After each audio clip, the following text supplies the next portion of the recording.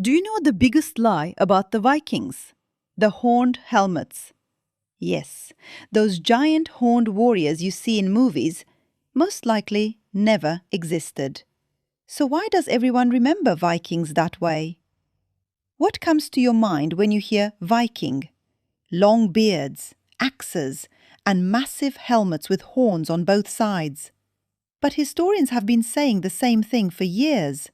Real Viking warriors most likely never wore horned helmets, because in battle that would be a disaster. Think about it. A sword strike catches the horn. An enemy can easily grab and pull you. Moving in tight spaces becomes harder. It may look intimidating, but for combat it's a terrible design. So where did this idea come from? This is where it gets interesting. In the 1800s, Europe became obsessed with Vikings. Artists, theatre designers, and opera producers wanted Vikings to look more savage. And especially through the costumes used in the operas of Richard Wagner, the image of horned Vikings spread across the world. So the Viking image we know today is actually an old costume design that predates Hollywood itself. And here's the even stranger part. Almost none of the real Viking helmets ever discovered had horns.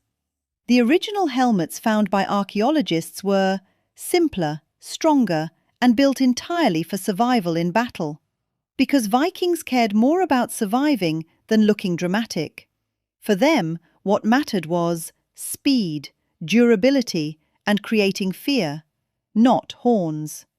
So one of the most iconic images in history may actually be a giant misunderstanding. But sometimes people don't remember what's true. They remember what looks more legendary. And the Vikings may have become one of history's most successful visual myths. So what do you think is more terrifying, the real Vikings or the version we see in movies?